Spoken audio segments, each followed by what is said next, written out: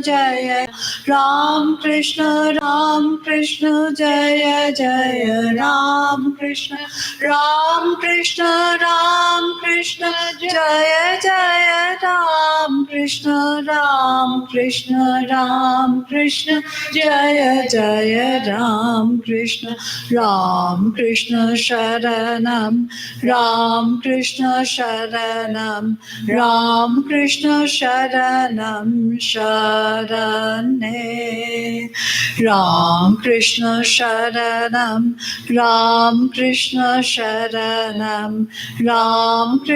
Sharanam Sharane.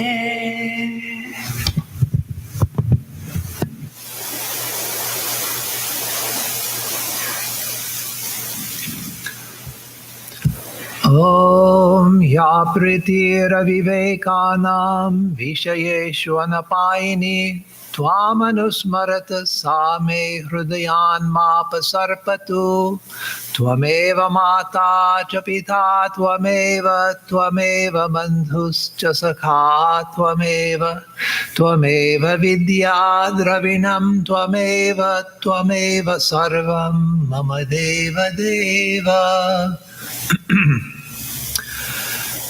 That intense love which the ignorant bear towards the objects of this world, may I have that same intensity of love for thee. For thou art our mother, thou our father, thou our only wealth and companion. Thou art our knowledge and our all, O God of gods. Om Shanti Shanti Shanti Harihi Om Tat Sat. Om peace, peace, peace be unto us all.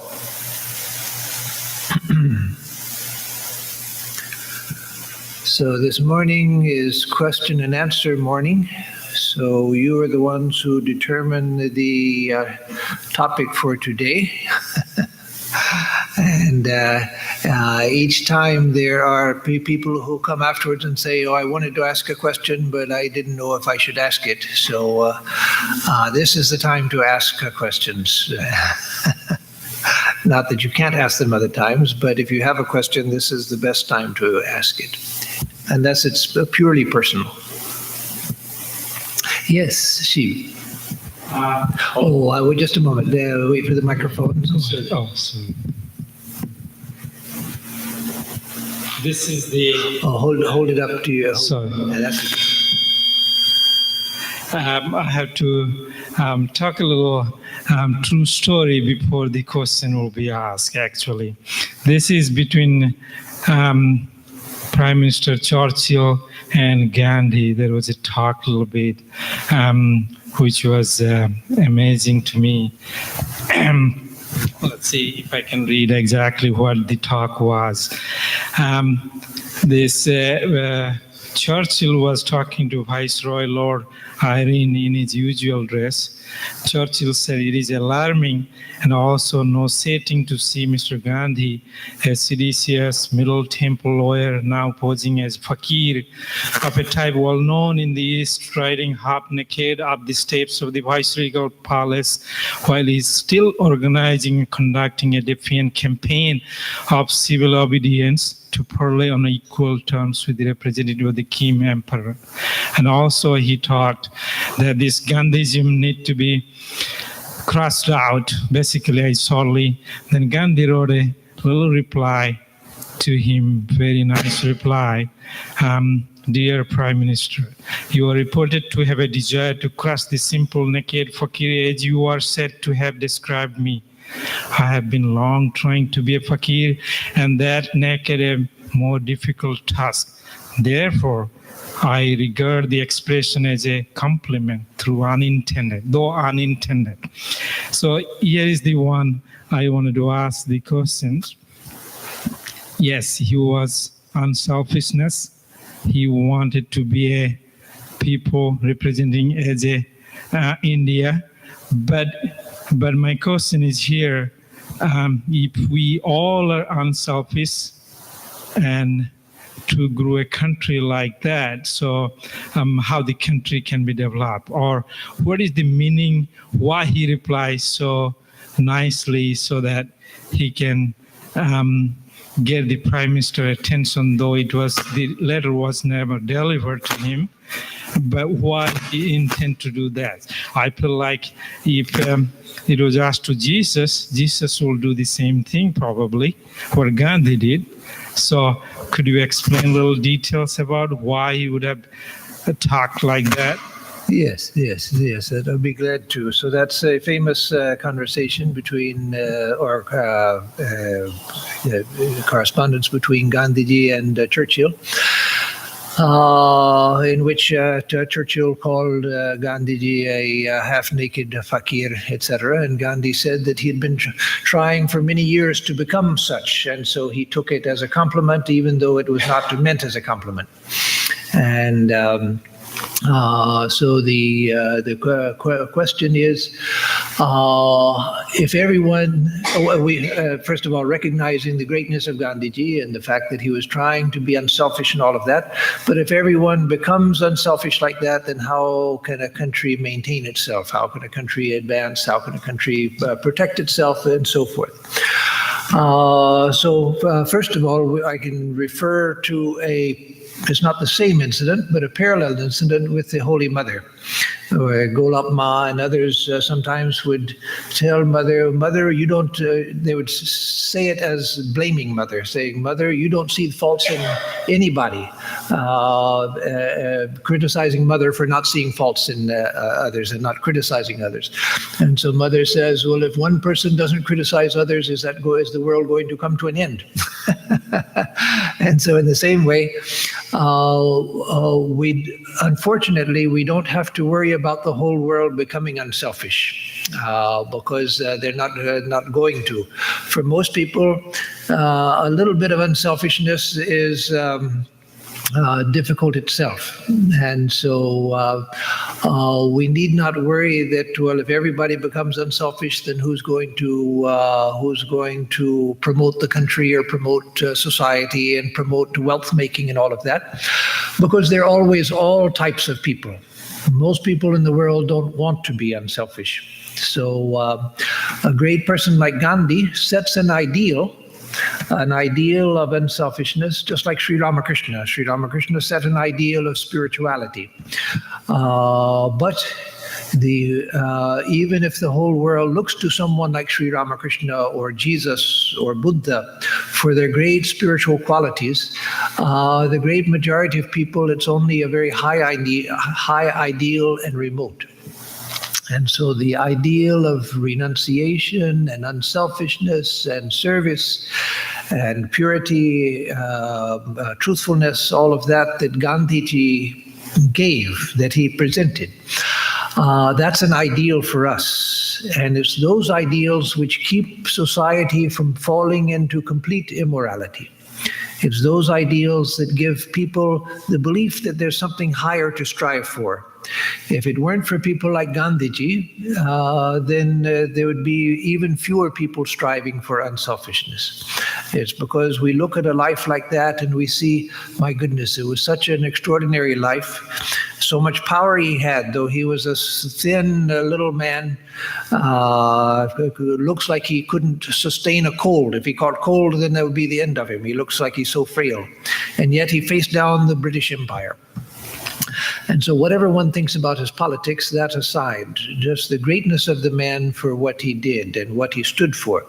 So that presents an ideal to society. And unselfishness, real unselfishness, never hurt an individual person, nor did it ever hurt society. Unselfishness only does good. And so unselfishness in the modern world, 2019 world, is so contrary to the flow of society. Nowadays, we're told that you have to sell yourself. If you don't sell yourself to your boss in your interview for getting a job or whatever, then you'll never be able to get ahead. that you have to sell yourself, you have to promote yourself. If you want to succeed in a variety of types of business, first thing someone will ask you, a coach who's trying to help you to succeed, say, well, do you have a web presence? Do you have a social media presence? Are you promoting yourself? Are you getting yourself known? And so the whole of society is moving in that direction. And then we see somebody like Gandhiji. We see somebody like Swami Vivekananda, the Holy Mother, Sri Ramakrishna, and Jesus, and see their extraordinary unselfishness. And then we think, well, what is this all for? What is this all about? So yes, first of all, in today's society, there are certain requirements that society makes of us in order to survive. Like here in America, if you try, like a traditional Indian sadhu, if you try to give up everything, meaning absolutely everything, depend completely on God, go out onto the street without house or home, without family, without money, and you go from door to door to beg your food, you'll end up in jail. So we have to recognize that there are limitations within which we have to live. We can't go out begging door to door for food. That's a very quick way to get put in jail or to be run out of the city. So we have to see what the circumstances within which we are living. If we have a family and we're responsible for the family, first of all, giving up the family and just running away, that's irresponsible. It won't help us spiritually. And Gandhiji never ran away from his wife. He made sure that she was taken care of also. But to run away from legitimate responsibility, that's not renunciation. So first we have to look at our personal circumstances. Do I have people who depend on me that cannot survive well without me? And if there are people who depend on me, then I have to be dependable. I have to do my duty to them. And then society. If I have people who depend on me and I myself have to eat and have to have a place to live in today's society, even now in India, you can get by without that, though it's not easy in India now either, but it's much easier. It's at least possible there, but not here. So if I have people that depend on me, then I have to have money in order to buy food, to pay bills, to support the people who depend on me, to get education for my children, to support my wife or husband, elderly parents, etc. And so then I have to get a job. And if to get a job, I have to promote myself, then I can do that. But I do it knowing that this is why I'm doing it. I'm doing it because I have responsibilities to people. I have responsibility to people that depend on me, and I have to get a job. And if I get a job flipping hamburgers at McDonald's, that's not going to pay my bills, and I'm not going to be able to send my kids to school. I'm not going to be able to take care of my elderly parents. So I have to get a decent job where I can live a normal life. And that, if that means that I have to promote myself, yes, I'll do that. But at the same time, I know what I'm doing. I know that I'm doing it because of the requirements of society, but I don't let it go inside. I don't let it go inside.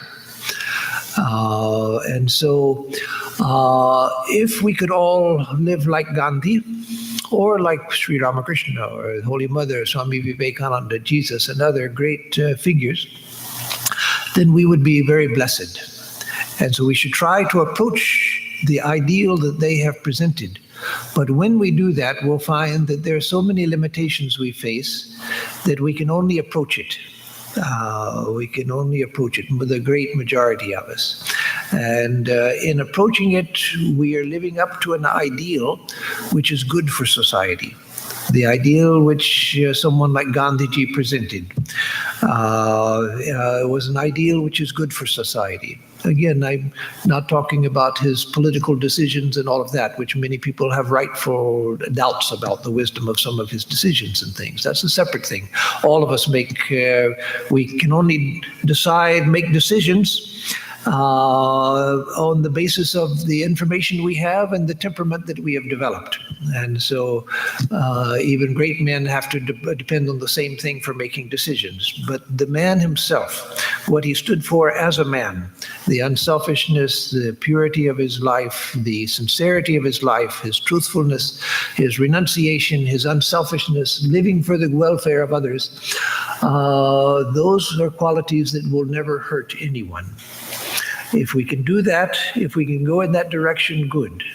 But again, we have to see what our circumstances are. That in this country, again, you can't beg for your food. You can't live out on the street without being constantly harassed and put in jail from time to time. And so that's not an option.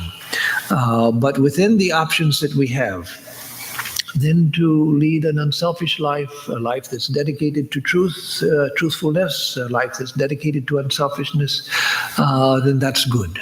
And if we're in a situation where to get a job, we have to promote ourselves, oh yes, go ahead and do it, but know what you're doing.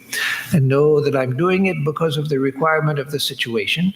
I'm not going to say something which is untrue. I'm going to say the truth, but I'll tell the good things, the good truths about myself, and tell them why I would be a good employee. That's fine. There's no harm in that. But know that I'm promoting myself for this job because I have to get money in order to support the people who depend on me. And to be able to support the institutions in society that I regard highly. So unselfishness can be practiced in the midst of those circumstances also. And so ideals are there in society. There are men and women throughout the ages, from the beginning of time to the present, men and women who have led ideal lives. And the rest of us strive to lead the ideal lives. It's people like Gandhiji, people like Sri Ramakrishna, Holy Mother, Swami Vivekananda, and many other great teachers of the recent times and of ancient times, who led an ideal life, and that ideal is what holds society up. It's what sustains society. It's what makes a society go in the direction of advancement, of spiritual evolution. Because if we didn't have such people to look to who exemplified an ideal life, then we wouldn't know, we would be without a guide. We would be without, Swami Vivekananda said that if a person with an ideal makes 100 mistakes, then a person without an ideal makes tens of thousands of mistakes. So yes, even if we have an ideal, we hold an ideal, we know that because of our weakness, we're not able to live up to it, but we try the best we can. And so we make mistakes. That's okay. That's part of human nature. But if we didn't have these ideals before us, then how much worse life would be. Then society itself would collapse. Back in 1989, I believe it was, 88 or 89, in San Diego, there was what was called the Soviet Festival in San Diego. I was running the San Diego Center in those years. And it was the era of glasnost and perestroika in Russia, when Gorbachev was opening the Soviet Union up and trying to establish friendly relations with America for the first time since Russia had become the USSR. And so the city of San Diego and the government of Russia, at the governmental level, the municipal and the USSR federal government, the two came together and said, let us have a Soviet festival in San Diego, where the best of Soviet arts will be brought to San Diego for a 3-week period. There'll be performing arts and dance and music, visual arts, dramatic arts. The best of Soviet culture will be brought to San Diego for, there's either 2 or 3 weeks, I forget which. And at the end of it, there was a interfaith prayer service, which I was asked to be part of, that was headed by the Patriarch of Moscow, the Russian Orthodox Church. And so anyway, all of that is just background to say that one of my friends at that time, Monsignor Egan, he was a Catholic priest and a high-level Catholic priest in San Diego. He was the host of the Soviet Minister of Culture who came with the artists to be present for the Soviet festival. And so he stayed in what do you call it? The chaplaincy of what's it? The parish house of Monsignor Egan, stayed with him for the duration of the Soviet festival. And so Monsignor Egan wanted to show him typical American culture because he'd never traveled in the United States. So he would take him to a grocery store and would take him to Home Depot and take him to other places, things like that, just to see typical American experiences. And so at the end of his visit with Monsignor Egan, he told Monsignor Egan, and this was the Minister of Culture for the whole of the USSR, that is a ministerial position. And obviously he couldn't hold that position in those days without being a member of the Communist Party. And so he told Monsignor Egan, Father Egan, I am never going to hire another person who is non-religious. I will never again hire someone who is an atheist. And Monsignor Egan asked him, why is that? He said, because without religion, there is no culture. Without religion, there's no culture. And so what does that mean? It means that without a religious ideal, then the very ideals of morality begin to fall apart. And that's what happened in the Soviet Union. There were many things written about it, and I've talked to our Swami, who has lived there for 30 years now, and people from there also. And they said that the 70 years of aggressive atheist culture in the Soviet Union had destroyed the moral fabric of the country. It destroyed the moral fabric. It had destroyed the work culture, the moral culture, and the country is gradually trying to rebuild itself now. But it destroyed it. Why? Because all values that we consider human values, higher human values, are based on spiritual values. And if they're cut off from their spiritual connection, then they begin to degenerate. Why should I be truthful? There's no reason to be truthful unless there's a religious imperative. Just in ordinary terms, in practical terms, I can get far ahead in life if I'm untruthful. I can get far if I'm clever. Not if I'm foolish about it, but if I'm smart enough, I can be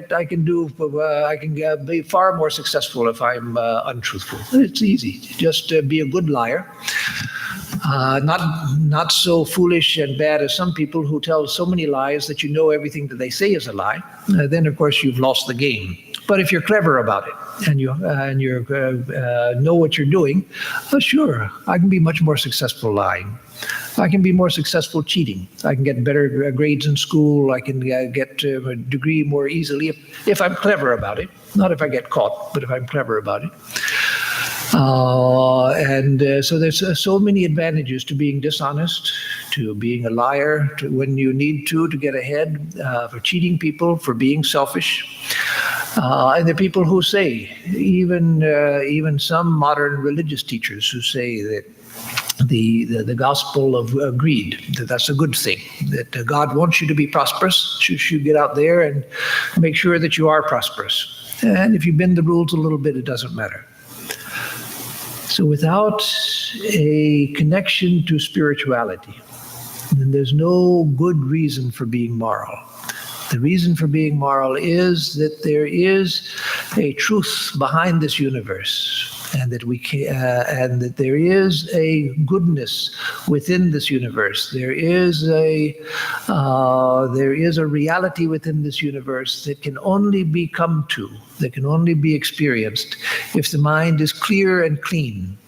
And if the mind is always hiding, if the mind is cheating, if the mind is going by crooked ways and trying to get around things through dishonest means, the mind won't have the clarity it needs in order to advance. It won't have the clarity it needs in order to see higher truth, to understand higher truth. And so without a connection to spirituality, then there is no real reason for being moral. There's no real reason for being unselfish. Why should I be unselfish? I'm an individual. Everybody's trying to take advantage of me. Everybody else is trying to take my money. Why shouldn't I try to take their money? Why shouldn't I protect myself? If I see somebody that is suffering, well, that's their problem. That's not my problem. Why should I go out of my way to help them? Let somebody else take care of them. Let the government take care of them. Or if they die, it's just one less mouth to feed, so the world is better off. Let them die. Why should I care about that? No. So it's because there are people who have lived ideal lives that we know that there is something higher than this life, that this life is not satisfying. Nobody finds this life satisfying. Nobody. Not one person. Not Jeff Bezos, not Bill Gates, not Warren Buffett, nor middle-class people, nor poor people. Nobody finds this life satisfying. Yes, there are good times, but there are also bad times. There are happy times. Yes, there are happy times. And there's no harm in enjoying that. Be happy when you're happy. Be glad that you're happy. Be glad when you have good times. But eventually you find that the percentage of happiness and good times and so forth in life is relatively small. That there's more suffering than there is happiness. And so this life is not sufficient. There is something far better than this life, something far better, and that the great souls have exemplified. And so it's by following their model, by following their ideal, that we come closer to that. And so that's why we should be unselfish, because by being unselfish, I find that I am happier. I am happier. My own welfare increases. No, maybe not my pocketbook. But your happiness was never in your pocketbook to begin with. You'll be a better person. You'll feel better. You'll feel happier. You'll find that the nature of your daily experience becomes better by being unselfish, by being truthful, by being honest. And that's because of the ancient Vedic idea of ritam. You're in tune with the moral order of the universe. It's not that God likes you to do one thing and doesn't like you to do another thing. No, it's that the universe itself is founded on truth. And if you swerve from that, you find that you are out of tune with the whole world. And you're out of tune with yourself and out of tune with your own mind. So let's see if there's another question. Swapna had one, and Deepak, and I'll come to you. Okay. Yes, okay, Deepak.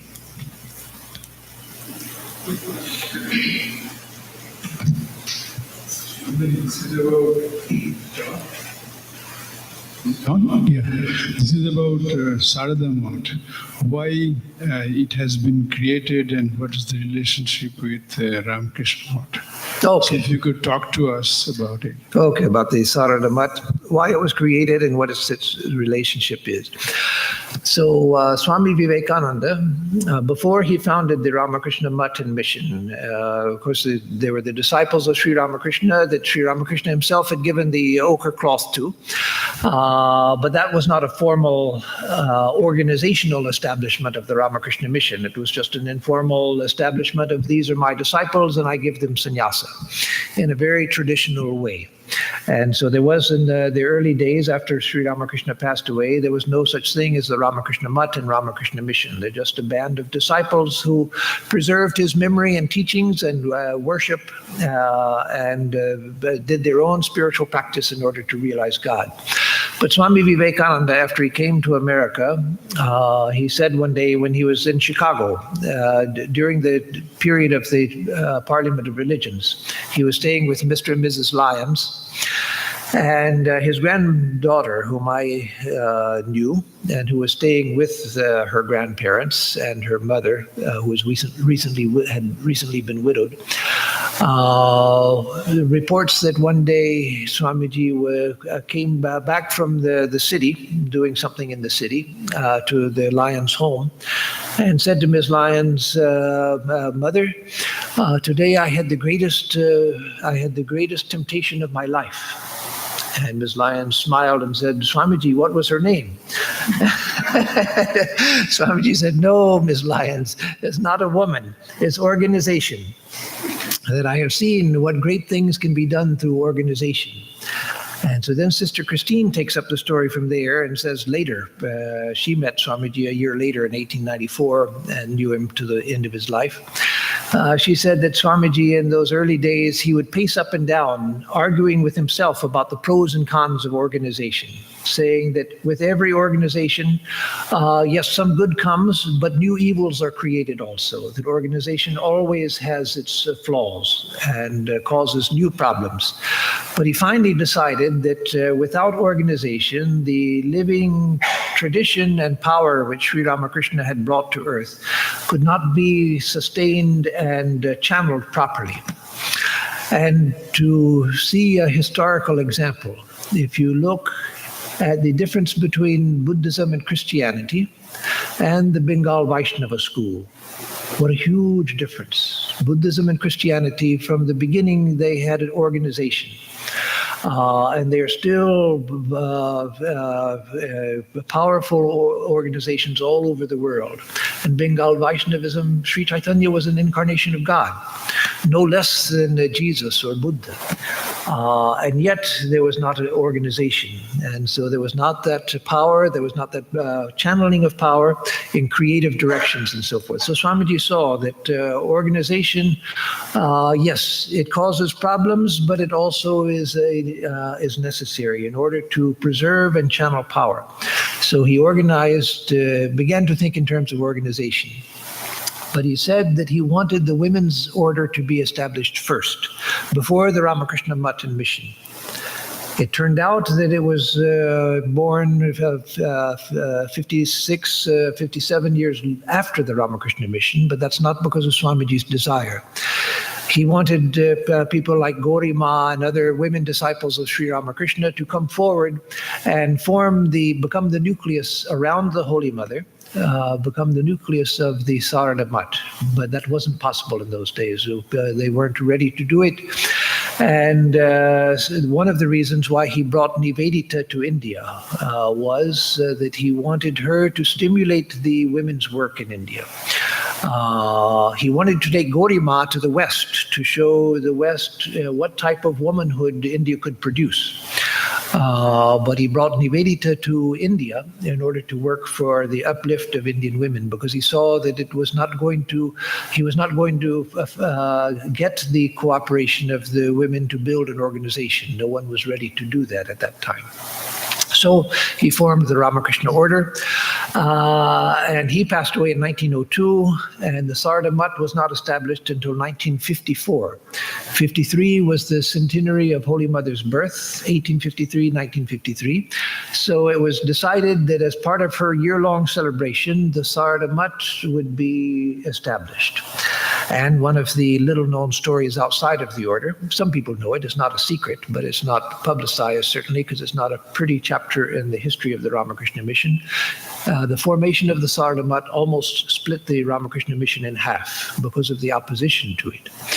And Swami Shankaranandaji was the president of Velar Mutt, and he's the guru of Swami Sarvadevananda.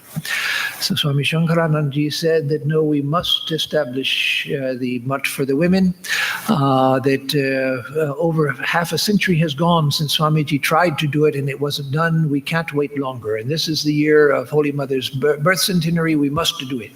And again, there was huge opposition, which actually almost split the order. But it didn't,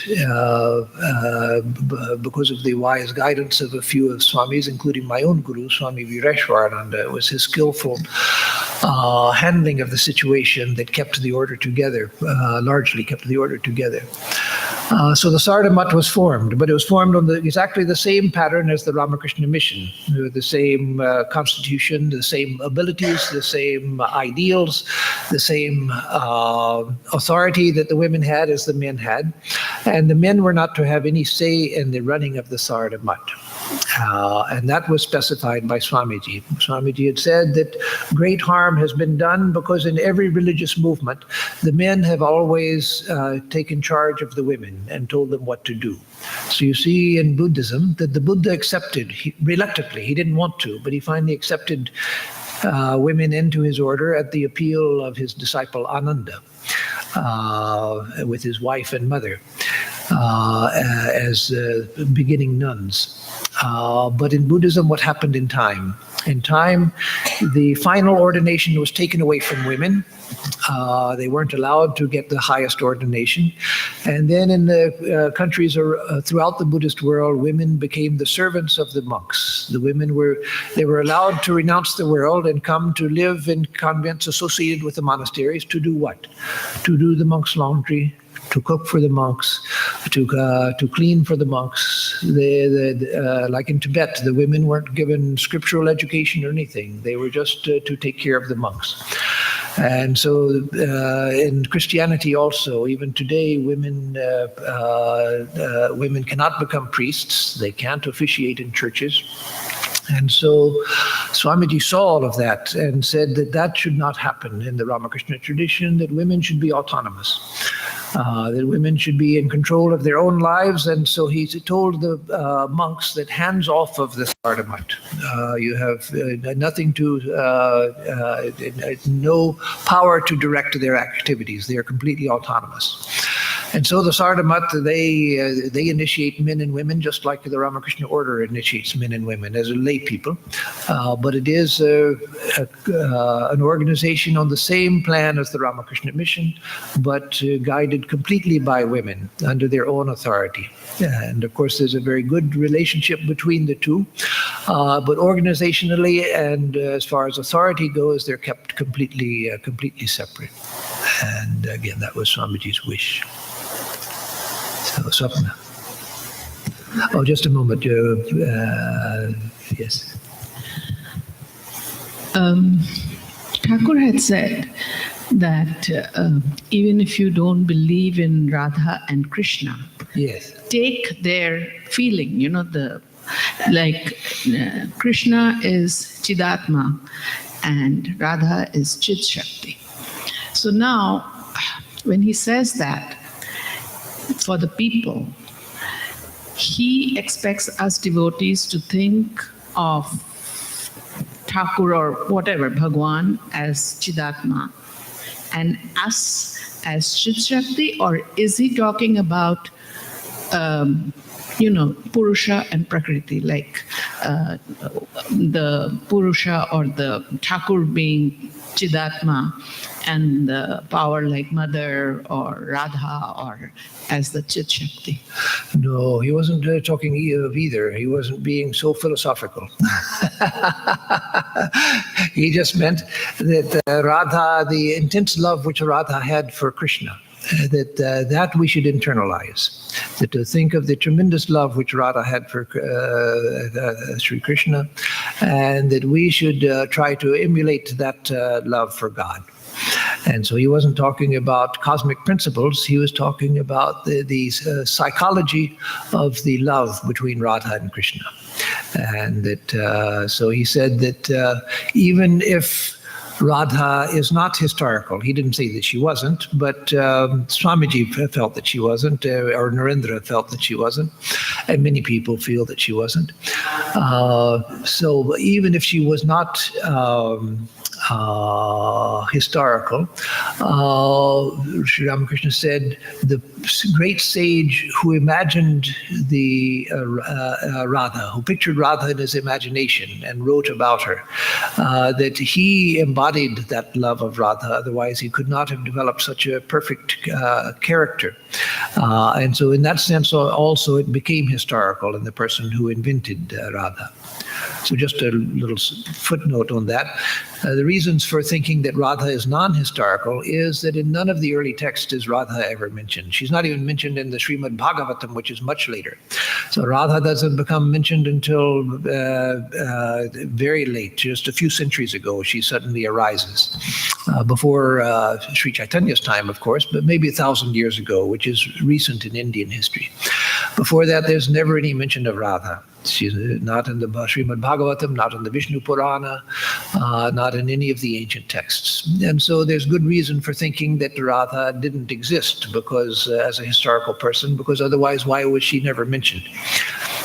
Why did she only get mentioned thousands of years after the original story was created? So Sri Ramakrishna said, it doesn't matter if she was not historical, but think of the love that she embodied and to try to emulate that love which she had for Sri Krishna. And so that it becomes historical. We've got a question up here first, and then I'll come to you. Raghavendra, up here in the front.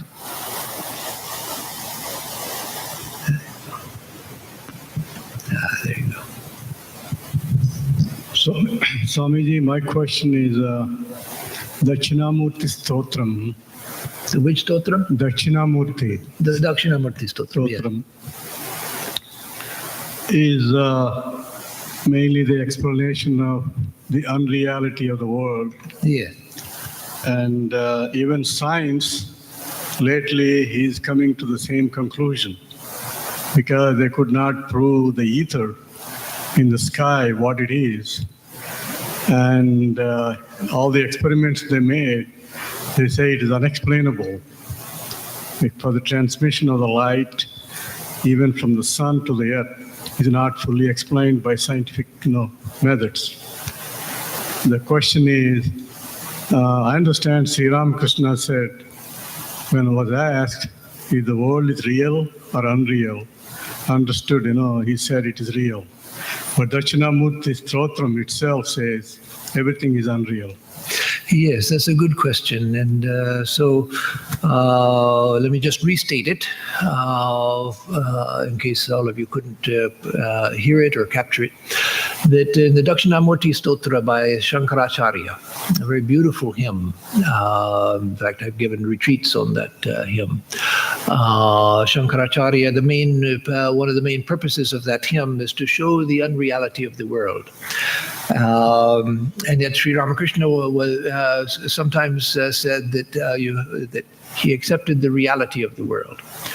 So we have to understand what Sri Ramakrishna meant by accepting the reality of the world and what Shankaracharya meant by the world being unreal.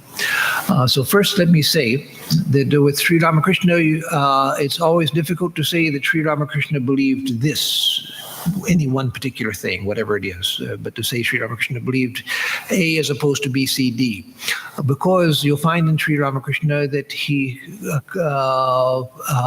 speaking to different people at different times, and when he was in different moods, he said things differently. For instance, pertaining to what you asked, in his last days before he passed away, he said to his disciples and said to Holy Mother, I believe, that now I see everything is unreal. I see the whole world is unreal, and only thoughts of Brahman are coming to my mind. That is the Paramatma, the supreme truth, Parabrahma. Can you tell me why? Sri Ramakrishna often, when he asked why something was happening, he knew the answer, but he was asking to try to elicit the understanding from the other person. As you see in the Gospel of Sri Ramakrishna, the Kotamrita, he'll often ask him a question, but he's actually asking him to elicit the thought from him, so the him will develop his ideas on the topic. So when he asked, nowadays I'm seeing the whole world as unreal, and Brahman and thoughts of Brahman are rising in my mind. Why is that? Well, certainly that was because he knew, and we know that he knew, that the end of his life was coming within days. And he had always held on to a part of the world in order to remain in the world for the sake of his mission, in order to teach the devotees and his young disciples and his other disciples. He would hold on to a simple desire in order to bring his mind down from samadhi. So, for instance, he would say, I will have a drink of water. That is, establish a desire so that his mind would come down to this plane so that he could carry on his mission. And he would say that I don't like this idea of the unreality of the world, that this world is the play of God and all of that, he would say. But he was keeping his mind here for the sake of the work of the Divine Mother, for the sake of the work he had incarnated for. The teaching, the transmission of spiritual power, the transmission of spiritual knowledge, and the establishment of his work through his disciples. Once that work was completed and he knew that this body was going, then he was able to let go. The same you see in the life of Holy Mother at her end. Towards the end, her beloved niece, whom she had doted on all of the time, Radhu, Swami Saradananda brought her the niece before Holy Mother, trying to keep her mind down in this plane so that she would take care of her body and continue living.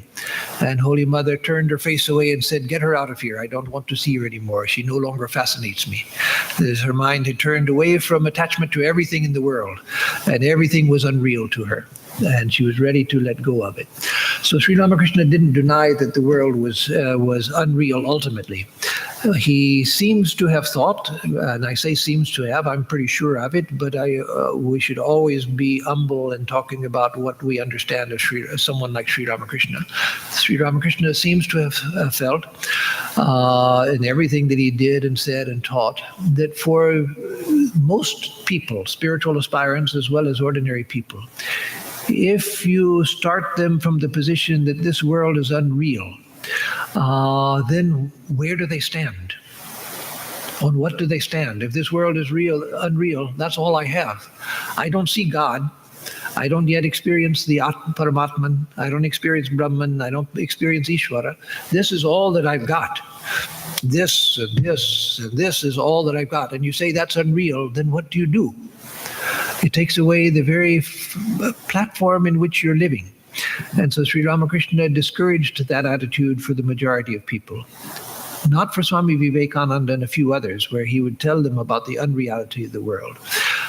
So Sri Ramakrishna would say that I like Ramanuja's view that there's the world and there are living beings and there's God. Oh no, in his higher teachings, Sri Ramakrishna recognized that there was only one reality, and that was the Paramatman, Parabrahman, the same thing. But for ordinary people and ordinary spiritual aspirants also, to take away the very foundation of their life, when they weren't able yet to experience something higher, then you're just reducing all of this to unreality, and then there's nothing to hold on to. So that's my understanding of why he would sometimes say that I accept this world as real. But even then, when he accepted it as real, it was not the same as our accepting this world as real. For him, accepting the world as real meant, as in Kashmir Shaiva, the school, the Kashmir Shaivism, they accept this world as real. The Shakta Advaita, the non-dualistic school of the worshippers of the Divine Mother, they also accept this world as real, but how? In the way that Sri Ramakrishna accepted this world as real when he would make those statements. And that is, it's real because it's the play of the Divine Mother, or it's real because it's the dance of Shiva. It's not real in itself.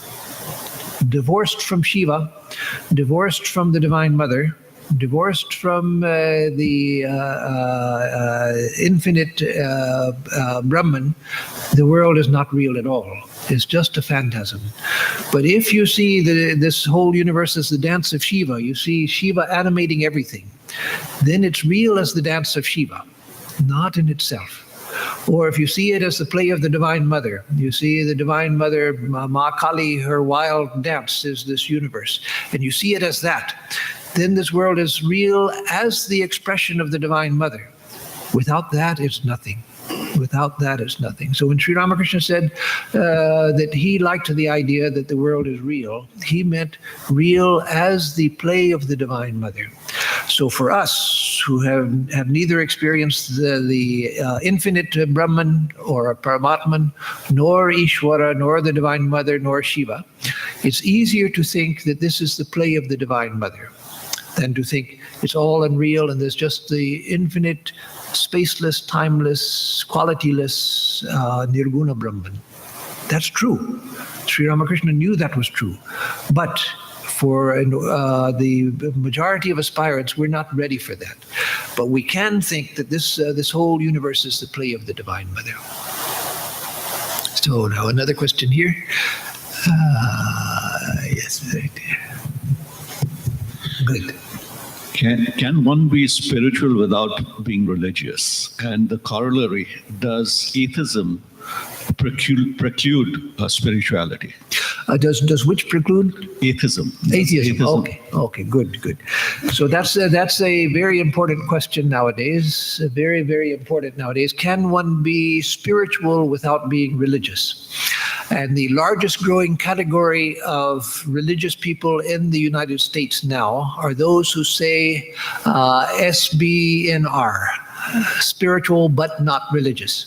That's the largest growing category. Not the Baptists, not the evangelicals, not the Catholics, not Presbyterians, but SBNRs, the spiritual but not religious. So what does that mean? Spiritual but not, then that is indicated in this question. The corollary is, can one be an atheist and still be religious? Although spiritual but not religious doesn't necessarily mean that one is an atheist. Spiritual but not religious means that one doesn't like organized religion. One doesn't like the structure of churches and temples and so forth, the political structure, the organizational structure, and the strictures of religion and the authority structure and all of that. But they like the idea of being spiritual.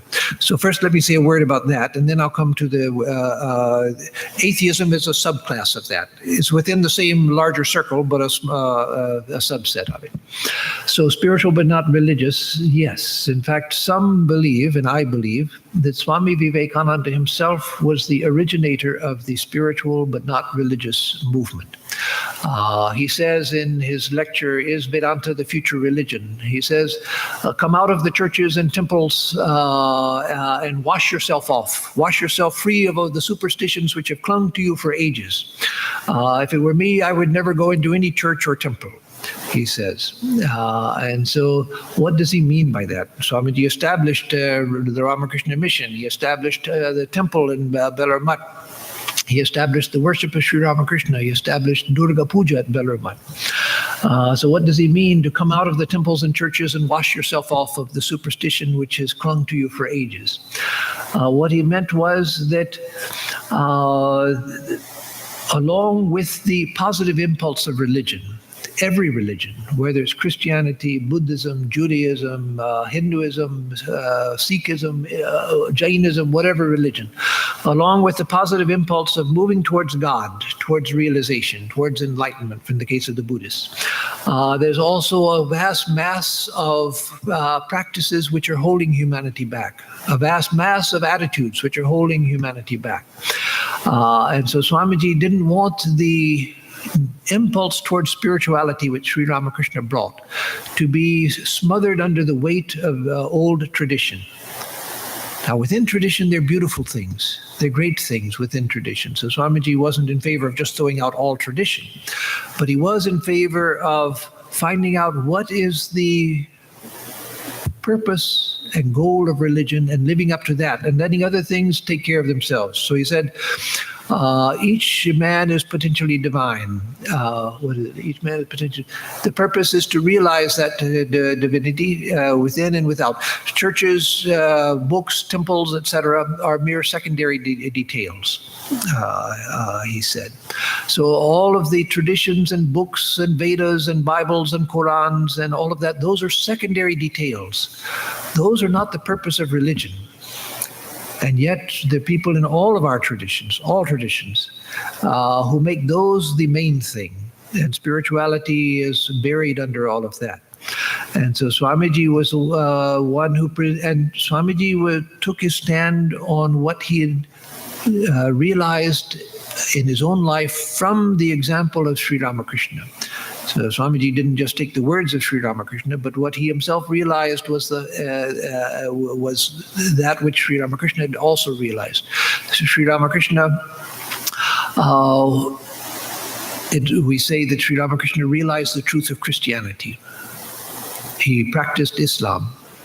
Talk to Muslims, talk to Christians, and they'll say, that's ridiculous. Sri Ramakrishna didn't practice Islam. He didn't practice Christianity. Christians will say that no, to practice Christianity, you have to be a member of a church. You have to have baptism. You have to, if you're Catholic or Orthodox, you have to partake of the Eucharist. You have to be among a communion of a Christian community. Sri Ramakrishna just had a vision of Jesus. So what? Big deal. He had a vision of Jesus. Big deal. He wasn't a Christian. No, Sri Ramakrishna showed what the essence of Christianity is. That through Christ and the realization of Christ and realizing the divinity of Christ, one could realize God. That's what he did. He had the vision of Christ, and through that vision of Christ, he went into the highest samadhi. He merged into Christ, or Christ merged into him, and he went into the highest samadhi and realized that through Christ one can attain samadhi. That's what Christianity should mean. Go to church, that's fine. Get baptized, that's fine. Get communion, that's fine. But if you do all of that and you don't realize Christ, what's the use of it? So spiritual but not religious means that. Muslims say, well, Sri Ramakrishna wasn't a Muslim. Practicing Islam for 3 days and having a vision and all of that, what does that have to do with Islam? No, to practice Islam, first of all, that's forever. Once you become a Muslim, you can never go back to not being a Muslim. So he'd stopped going to the temple for 3 days. Big deal. Then he started going again. So he wasn't a Muslim. How could he be a Muslim? He was just talking big. Oh no, Sri Ramakrishna, through the prayers of Islam, through the practices that he was taught by his Sufi master, he was merged into the infinite, the same infinite that he had attained through Hinduism.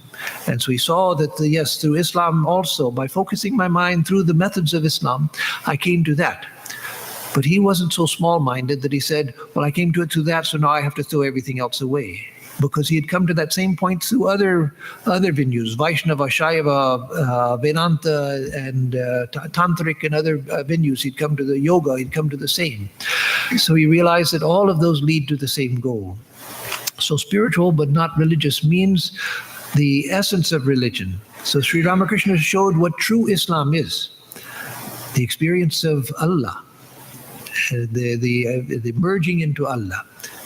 Through communion, which can be done through the practices of Islam. But he showed that it's all of the narrowness and all of the hatred of other traditions and all of that, that's not necessary. That's not part of Islam. That's just stuff that's hanging on to the sides of it. Christianity means realizing Christ, and through Christ, God. The other things are just hanging on to it. And if they're harmful, let them go. There are people who say, the traditions who say in Christianity that a woman can never be a priest or a Christian leader. Why?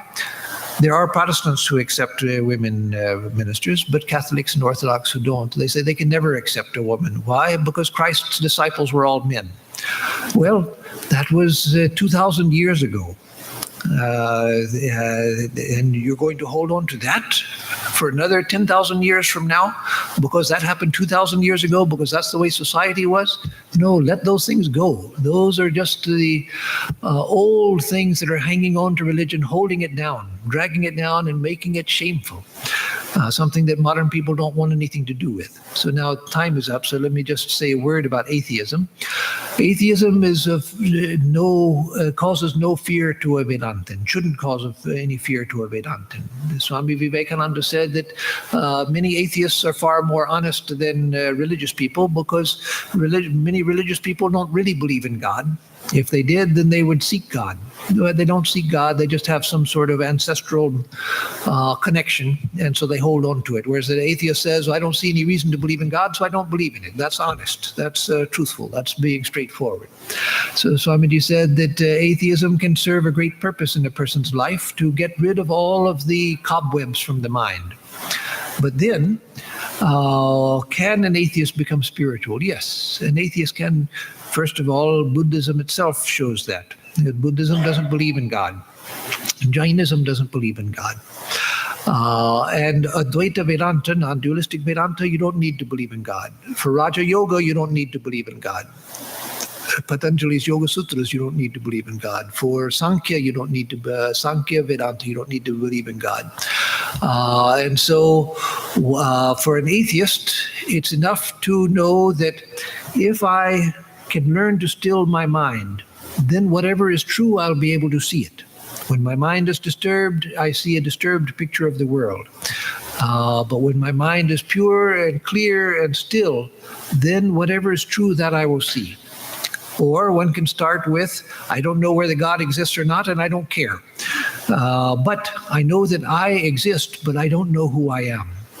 I'm the body and mind, everything is changing, but I have a sense that there's something about me which is continual through all of these changes. What is that? So who am I?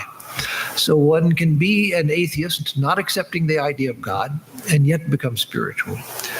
So if one believes in God, that's good. That's a great help. If one believes in God, it's a great help in spiritual life, but it's not necessary. And whether one believes in God or not, one can become spiritual even if one is not in any traditional sense religious, by going to a church or to a temple and making offerings and following the rituals and so forth. So we'll stop here. So let me give a closing chant and then I'll give announcements. Om madhuvatārithāyate madhuksharanti sindhavaha madhvirna santoshadhihi madhunaktamutoshasi madhumatparthivagum rajaha madhudyorastu nah pita madhumando vanaspatir madhumagum astu suryaha madhvirgavo bhavantu naha. Om madhu, om madhu, om madhu. For us who seek the truth, and for all living beings, may the winds blow sweetly, may the rivers flow sweetly, may the herbs yield us sweetness. Sweet be the night and the break of day, sweet be the very dust of the earth. May the heavens pour down sweetness upon us. May the trees, lords of the forest, bear us sweetness. May the sun shed its sweetness upon us. May all the directions pour forth sweetness. Om, sweetness, sweetness, sweetness.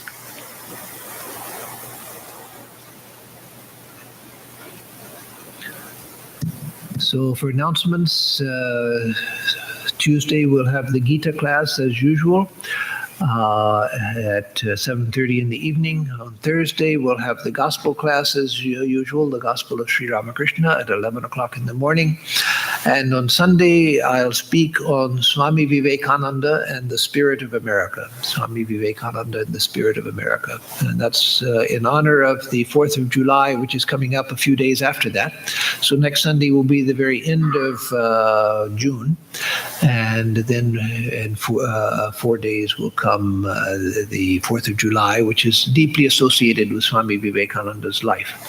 So for us, the 4th of July is always a double celebration, a celebration of American independence and the celebration of Swami Vivekananda's complete independence, his Mahasamadhi, because he chose that day, chose it as the 4th of July for his day of ultimate freedom. So those are the announcements, and now we'll have the Arati.